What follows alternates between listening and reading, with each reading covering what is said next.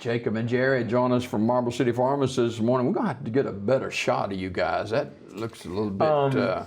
have y'all aged or something? They don't get better. Oh, okay. Yeah. The reason we haven't changed the picture is because we can't do any better. There's no doubt about it. It is who we are. Oh, yeah. Good morning to you both. Thanks for joining us this morning. Good morning. Coronavirus is something I've read about, I've seen stories about, and makes me not want to go on cruises for sure. Well, we've been getting question after question after question of coronavirus. It's almost become a joke in the pharmacy. You know, everybody who comes in is sick says, do you think it's a coronavirus? Or somebody will say, do you get this from drinking Corona beer? You know, it's the hot topic. What is this stuff? It's a hot topic in the news, hot topic in the pharmacy. Yeah, I mean, you can't open a old-fashioned newspaper or look at a news website without top 2 or 3 stories, coronavirus. So that's right. Let's get the facts out there. Coronavirus. If you are watching me right now, you have had a coronavirus, I can assure you. Most all of us have. There are 4 strains of extremely common coronavirus that circulate in humans all the time. I've never heard of it. If you've had, well, because it's the common cold. Okay. If you've had a cold, the chances of it having been caused, the virus that caused it being a coronavirus, are pretty much, at some point in your life, 100% you've had a coronavirus. Now that's a regular coronavirus. What's this new big deal? It's, the official name for this one we're hearing is coronavirus N19.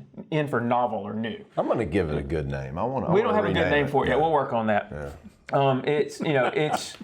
That's the one circulating now. The reason it's a big deal is it's new. It's new to our bodies. It's new to our immune systems. It's recent. We'll talk about where it came from in a little while. But that's why we're dealing with it now. It's the new thing, and because of that, it's new to our immune systems. We don't recognize it as well. It causes an acute disease, and it makes national headlines because we've just never seen it before. So that's the gist of it. Jared, apparently this coronavirus can be very deadly. Well, it can, and it's pretty interesting that this, might as well jump into this now, I guess. Okay. These coronaviruses are just one of the things that cause the common cold, like Jacob said. There's rhinoviruses and all kinds of other things that do that. But like he said, we've had this before. What makes this different is that there are a few times that we can remember in our history that we've had animal to human transmission of a coronavirus. You might remember the SARS outbreak in 2003. One of the things that's making headlines right now, in fact, just yesterday, is now the death toll from coronavirus has surpassed the death toll from SARS in 2003. But just to give you a little perspective, in the SARS outbreak in 2003, there was something like 8,000 cases, something like 800 deaths. So maybe 1 out of 10%. The death toll from coronavirus now, this morning, the latest number I've seen is 908 deaths, and that's 40,000 cases or 41,000 cases the Chinese government is reporting. So you see a much lower incidence of death in this case, even though the total number of deaths has surpassed it. So this is roughly the 3rd case that we know of that's animal to human transmission. And so that's what makes it different. That's why our bodies don't recognize it. And Jacob, to be very candid this morning, I don't know how much this can affect local people, but it is a disease and virus that's caused news and caused deaths. So if we travel, I guess it could be certainly more apt to contract this virus. That is probably our second most common topic at the store. First is, hey, I'm sick. Do you think I have coronavirus? And the answer quickly is no. But the second most common question is, I planned on taking a cruise. I planned on traveling to here, there, or wherever in the next couple months with my spouse. Can I go? The answer, quite frankly, is yes.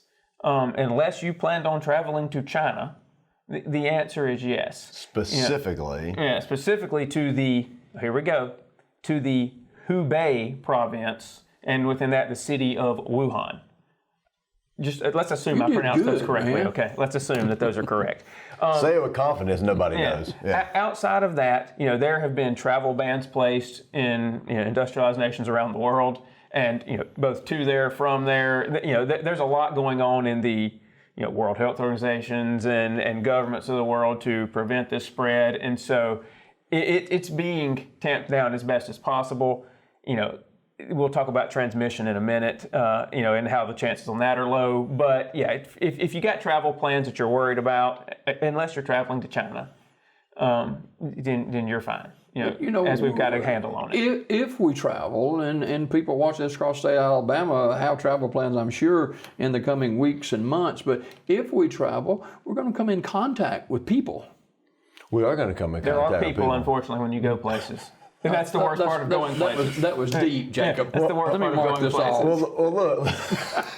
Well, look, let's talk about transmission then. We might as well just get to that. He's going out of order on the questions. It's okay. I can't read your questions. That's why. You can't read my writing. Let's talk about transmission. People have asked the question, and by the way, I watched a video just this morning from the World Health Organization. So you think we're experts? There's no greater experts than the World Health Organization, okay? Except for us. So here's how this is transmitted. It's transmitted by respiratory droplets, just like the flu is transmitted, right? People have asked the question, is this an airborne virus? In other words, if you're anywhere within, anywhere in the airport. in the airport, are you going to get it because it's airborne? The answer to that is emphatically no. This is transmitted by droplets, which means you have to be within 3 feet of a person to come in contact close enough with them to have it transmitted to you. That's extremely important. The World Health Organization also said this morning it can only live for up to 30 minutes on a particular surface, okay? So if a person walks into this room with coronavirus and touches everything in this room, 45 minutes from now, you won't be able to get it. Okay, so we don't need to freak out about the possibility of transmission. In other words, you two are too far away to transmit it to each other. Let's keep it that way. Yeah, I don't have any plans to move closer to you. Yeah. Let's keep it that way. That's right. We see people, and again, I'm out of order on this because I kind of upside down, but we see people who are wearing masks. I've seen them in the pharmacy wearing masks. I've seen them at games wearing masks. All right, let's talk about masks for just a second. And what I'm about to talk about in masks applies to the coronavirus, but let's take that and it applies to viruses, okay?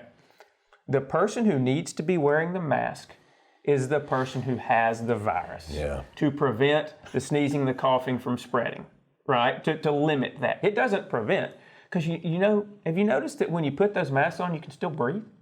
Oh, yeah. And they're not, fitted with an enclosure around your mouth and nose with a breathing passage hole that can't take anything in. That's not the kind of mask we're wearing. We're wearing the 50-cent surgical masks. Those are meant to prevent you from sneezing and coughing when you have it into someone's face.